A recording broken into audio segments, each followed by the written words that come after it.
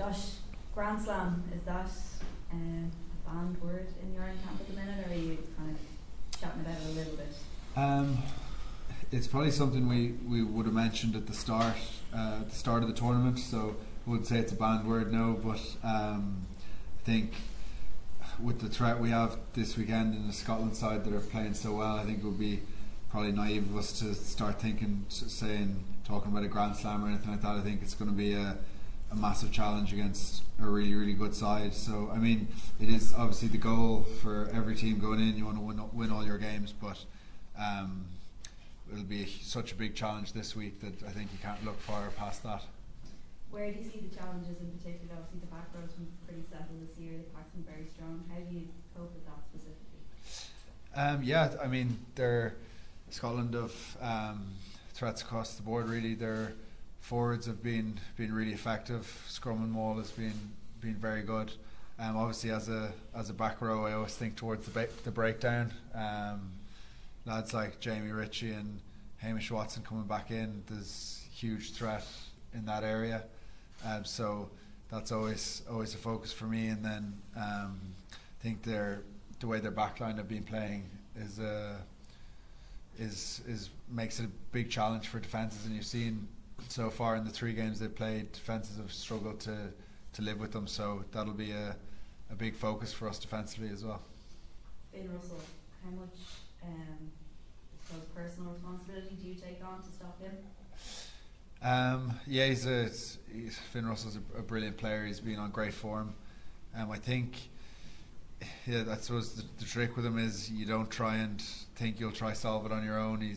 If someone jumps out of the line or tries to go at them on their own, he's got good footwork.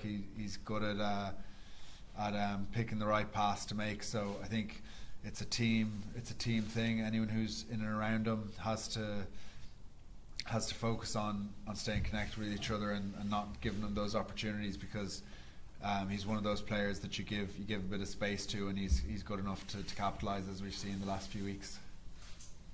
Ronan, is there a different feel kind of coming into camp this week, given what the next 2 weeks could lead to? Is there slightly more pressure? Is it slightly more exciting? Not so much a different feel really, because I suppose we've been bouncing into each week, but just with how enjoyable it is and the environment it is. But I suppose obviously with everything that's on the line, really looking forward to it, and yeah, it should be a great 2 weeks for us. Obviously with 37 players fit to train this morning, there's a lot of competition at camp. Can you talk to us specifically about yourself and Dan Sheehan and that kind of competition? Yeah, it's great. Like, it's obviously squished there as well. Rob Herring, there's obviously the 3 of us there trying to fight it out for that jersey. But yeah, it's just pushing each other on, and it's making sure that we're all on our best form, and making sure we're constantly bouncing ideas off each other. And just obviously the main goal is, as you said, this championship and the Grand Slam. So just make sure whatever we're doing is benefiting the team, make sure we're in a good spot. Cheers, guys. Josh, hi, how's it going? Just want to ask you about your own form in the year you've had, the fact that you've continued on now after the World Player of the Year awards and all the rest. But how do you kind of seek that consistency, and what do you do personally to kind of make sure your own standards remain as high as they do? I suppose I try and keep every week I work on some things that I wouldn't have been happy with from the week before. I think that always helps. I think the level of coaching we get in Leinster and in Ireland as well, I think I'm always feel like I'm being pushed to be better. And I think playing with the back row that we have in Ireland at the moment, there's such quality there. You want to be playing as well as the lads around you. I mean, look at like Jack and Pete and Caelan, the way they're playing, it definitely puts pressure on you to want to perform as well. So I think combination of that, the squad competitiveness, I guess, and then being pushed by players and coaches around you, that certainly helps. And I guess, I suppose myself anyway, I'd always be trying to push myself as much as I can and put a bit of pressure on myself to perform as well. So it obviously helps playing when the team's playing so well. I think everyone tends to look good, I think. What's the message been from Andy this week? I think there's been loads of chatting in different areas, but I think overall it's been an emphasis on needing to improve. I mean, there was some things we did really well against Italy and so far in the tournament. I mean, today we were talking about our defence and the threat that Scotland have, and I think we'll have to be at our best defensively to play against them. And I think we definitely have a bit more growth in that area from the Italy game. They attacked really well, and Scotland will be a similar threat. So I think defence will be huge, and then I suppose in every area really there's always different areas we could be better, and we'll be focusing on those. And Ronan, when you're going well and you threw into the road, do you want that rest week, or is it something you welcomed, or is it something you would prefer to just kind of plough on through? Yeah, it's probably something we welcomed really. Obviously there's a few little knocks, but as we said, the 37 lads trained today, so we recovered well over those weeks, and yeah, we're ready to go now this week. So Murrayfield has been a difficult place for Ireland at times over the years. Is that something you've spoken about as a group, or how excited are you to go there and play this game? Yeah, we spoke about it early on today.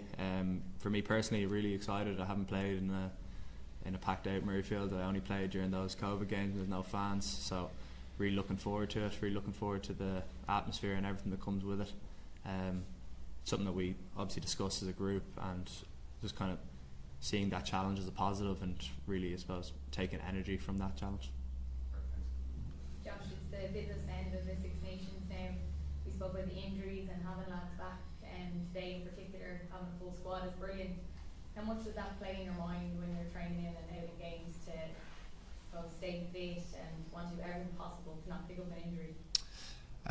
Something I try not to think of anyway. I probably went through a stage earlier in my career when I was injured a good bit, and then you can get in this bad loop, I guess, where you think, oh, I could get injured. You kind of get into a negative spiral, I guess. But it's something I would try not to think of.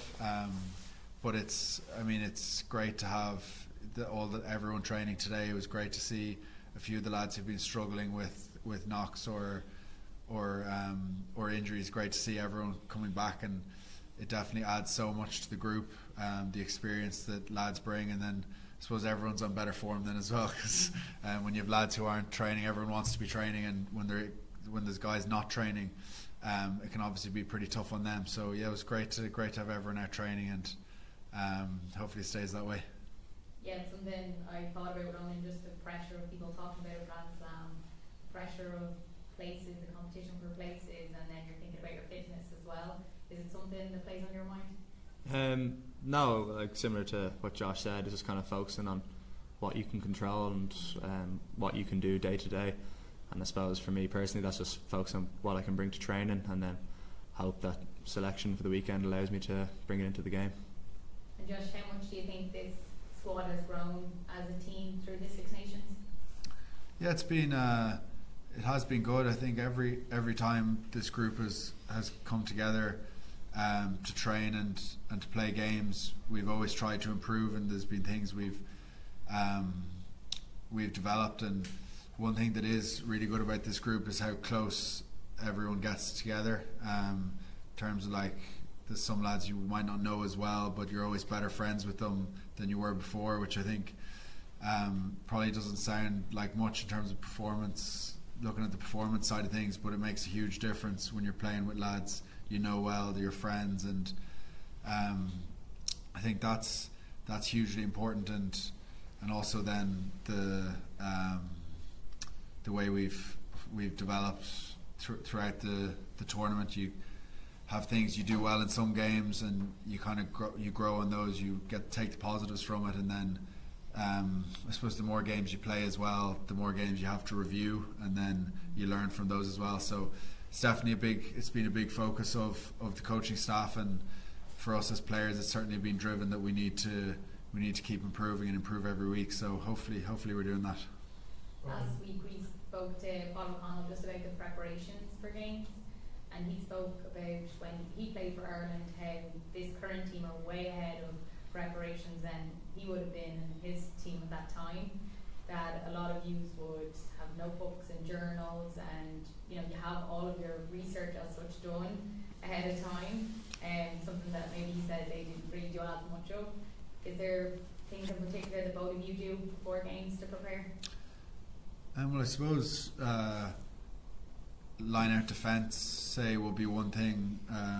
Ronan and I would tend to be beside each other for that. So, as an example, we'd look at video clips together and see what kind of a threat the opposition has. That would be, I suppose, one thing. You get in those small groups and try and do the analysis on the opposition, try and learn from each other, and even like I'm sure I see Ronan with the other hookers, they're going through what some of them did well in training, what some could do better, and that kind of thing. So I think it has been really good, those little small groups and each group of players trying to help each other improve.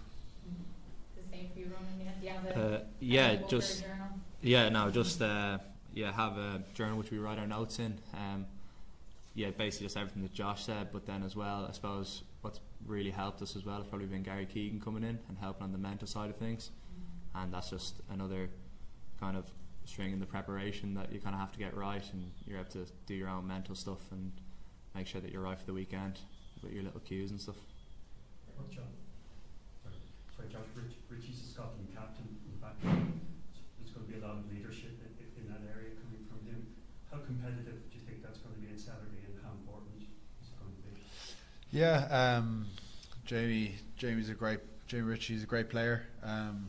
Really good guy as well. I've chatted to him a good few times after games, and he's very impressive on the field. He's a huge breakdown threat and good ball carrier, good in the line out. He's really good all round back row, and I know he'll obviously be motivating the Scotland players, which is obviously his role as a leader. But I don't know if they won't need much motivation, I guess, with the prospect of a triple crown for them if they win. So we'll certainly be ready for a pretty motivated and pumped up team. And I suppose thinking of their back row as well, from my perspective, they're a top quality team, and they'll definitely have all the motivation they need leading into the weekend.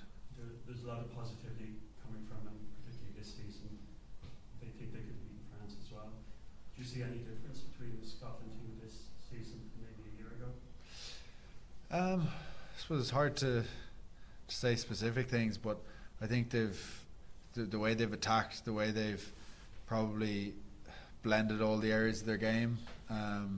There's been times where their line-out's been brilliant, and maybe the other areas could have been better, but I think you're looking at them now and the performances they've put in, it's pretty all-round complete performances in terms of the way the forwards are playing, the way the backs are playing, the way they're linking up, and they look like a really dangerous team. So it's going to be a massive challenge, and I think we're definitely all aware of that. Ronan, would it be right in saying you live with 𝐂𝐎𝐿? Yeah. I'm just wondering what you guys would do when you do have a little bit of downtime during the championship, say on a rest week or otherwise. We've been both speaking about how important it is to be prepared and switched on. How do you switch off? Are you able to sit back and watch full swing on Netflix, or are you still talking about the Six Nations when you're at home? No, yeah, there's definitely a good bit of switching off, as you say. But yeah, I suppose there is a bit of, obviously you have to keep previewing and looking at things from you're doing in camp, but then it's also equally as important that you have complete switch off, that you don't think about rugby for a bit and be able to, I suppose, reset your mind really. So yeah, we also live with 𝐂𝐎𝐿 as well, so the three of us together in the house. So it's kind of whatever really, whatever any, I suppose, 25-year-olds do in their spare time. So yeah, it's more just chill more than anything else. Are you able to sort of pool together some of that prep, compare notes, that kind of thing? We are. As Josh alluded to there about the line-out defence stuff, I'd be also going through that with 𝐂𝐎𝐿 and stuff as well, obviously as a back rower himself. So yeah, there'll be all that sort of stuff, and then also just kind of planning our week and what we're going to do in training each week. It's just very handy when you have someone in the house with you that you're able to bounce ideas off. So yeah. Josh, take the last one, guys. Josh, just the web forecast is maybe bad for Murrayfield on Sunday. Will you do extra outdoor training, or how do you prepare for that? to normal indoor-outdoor this week? I think it'll be pretty normal. Trained outside today. It was grand. I heard it'd be a bit cold, but I actually love I normally get quite warm playing, so I don't mind a bit of cold. But yeah, I mean it doesn't change a huge amount for our prep. I think we'll play the conditions as they are, and probably not something we're focusing hugely on.